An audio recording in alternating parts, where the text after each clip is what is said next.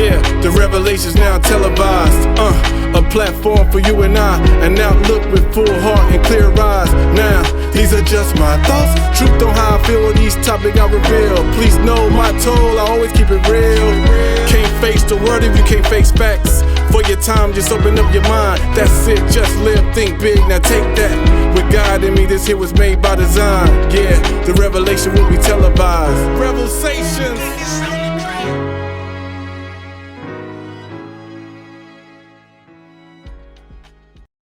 What's up, everybody, and welcome back to the REVELSations podcast. Please subscribe, rate, and review wherever you get your podcast. Share this with somebody else. Today's short talk is going to be about opinions and how and why opinions should be protected.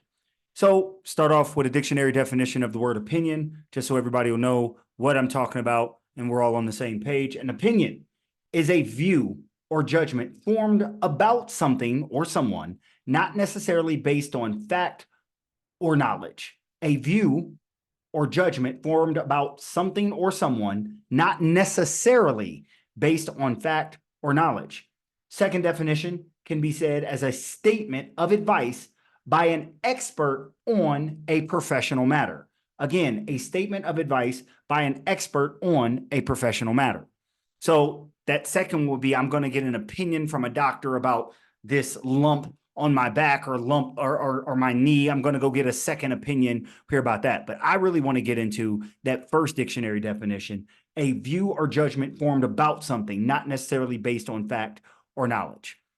So if we think about it, opinions, do we form viewpoints and judgments about something or someone, not necessarily based on fact and knowledge? Yes. Everyone has opinions. Our opinion is not based on fact, but it's a fact that we all have opinions. Nobody's walking around here as a robot, only talking about factual situations. So we all have opinions, but in today's world, only certain opinions are protected. We have canceled opinions. And I am a person who does not like cancel culture. I said a couple of verses ago that I'm a person that wants to talk to people that on a particular topic, I do not agree with their stance or what they have to say. I'm really trying to get away from I don't agree with that person, more into I don't agree with what they think, because I'm quite sure I can find something with everyone that I agree, like something with every person that me and that person agree on a particular thing. So opinions. Right now, we live in this large cancel culture society where if you don't say the right thing or you don't do the right thing, people think you should lose your job, you should lose your platform or whatever. Have I ever been victim of cancel culture? Absolutely. I have been victim of cancel culture. And it's why. Why is what I say that person doesn't agree with, or it goes against the new standard way of being or the new standard way of thinking? Why does that mean I should not have a job or not have a position or not have a platform because someone doesn't like what I have to say? When at the same time, whoever's doing the canceling, I'm quite sure there's a group of people that won't like what you have to say or what you think. Your opinion, your viewpoint, your judgment formed about something, not necessarily based on fact or knowledge. And think about it. Oftentimes when a person is canceled, it is canceled based on opinions that other people have that are not necessarily based on fact or knowledge. A person may say 1,000 good things in a row. That 1,001, that 1,001st thing that they say is bad, let's cancel them. But are you canceling them based on fact and knowledge? They may have said something you don't agree with. You may have taken it out of context. And oftentimes, what I've learned and what I've observed are people put their own connotation and context on other people's words. And that is an opinion within itself. In my opinion, this is what that person meant, instead of taking them at their word for what they meant. Oftentimes, when people are given their opinions, they speak them as fact, but we do that colloquially. But only certain opinions are protected. Currently in the news, there is a football player by the name of Harrison Butker. He gave a speech at Benedictine College in Kansas. I don't like doing reaction videos, but for conversation's sake, I want to talk about something he said. He said a couple of things in his video that got people all riled up. In his speech, he talked about a lot of things. He talked about the president, talked about COVID, talked about things. He was given his opinion. He was invited by the school to give a commencement address at this year's graduation. The part that got everybody in arms, I'll try to read it for you. It says, "For the ladies present today, congratulations on an amazing accomplishment.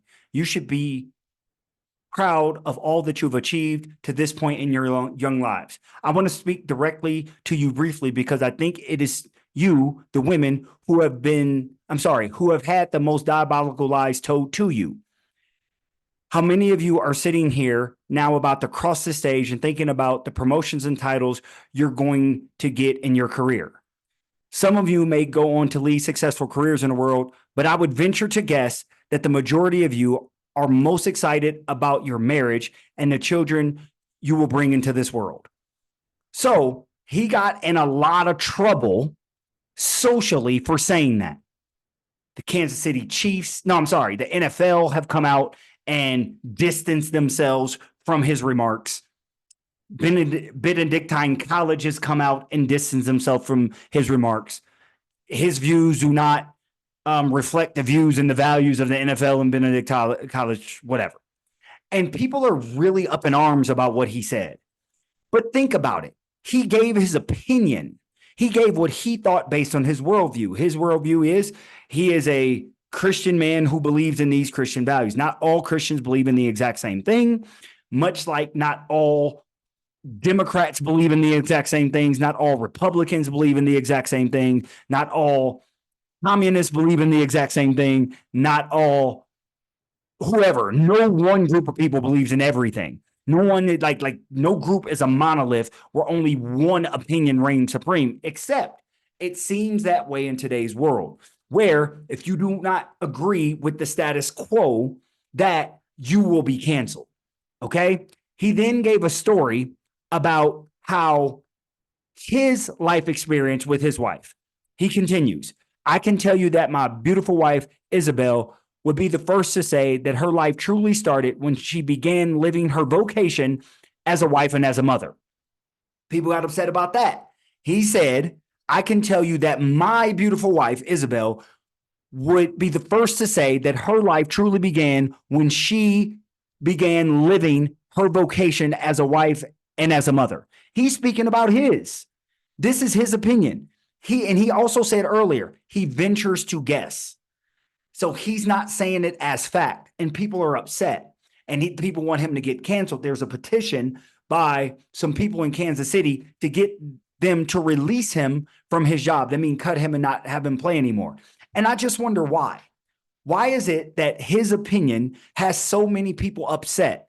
If you don't like his opinion, that's fine. You can even speak against his opinion. But why does he have to be canceled? Why is him saying that he believes that women are going to be more excited about their wedding and their childbearing than graduation? Now, doesn't matter if I, Rev, agree with him or disagree with him. That's not the point. I'm wondering why we as a society become so upset at someone's opinion instead of just letting them have it and realizing we live in a world where people think differently. People think differently, but just because they think differently doesn't mean that they shouldn't be canceled, doesn't mean that their voices shouldn't be heard. And when we cancel people, oftentimes we will not end up teaching them or reaching them. We will just ostracize them, and they will become more entrenched and more mad at that side that canceled them. So there's no unification. And we should be about unification. But even when we're unified, we have to understand that people have different opinions, people have different views and judgments formed about something, not necessarily based on fact or knowledge. It's an opinion, and our opinions are shaped by our worldviews, our experiences, our exposures. Not everybody has experienced the same thing. Not everybody has been exposed to the same thing. So because we have not all experienced and we have not all been exposed to the same thing, our opinions are going to be different. And just like we want someone to honor our opinion, why don't we honor others' opinions? This is different than if somebody is saying one group of people is greater than another. White people are greater than black. Black people are greater than white. Men are greater than women. Women are greater than men. These are not safe opinions, if you will, because this can cause that group that believes they're greater to treat the other worse. But when we're just coming on people's preferences or people's opinions, why do we get so upset about that? When in fact, if we searched our heart and we searched our opinions, I'm quite sure we would have an opinion that if other people heard it, they would get upset too. And we remember the golden rule. The golden rule is not treat others how people treat you. It is treat others how you would want others to treat you. So would you want to be canceled if your opinion does not fit within the tidy framework of the status quo? Probably not. So then I ask you, why are we or you so quick to cancel someone else's when their opinion doesn't align with what you agree with?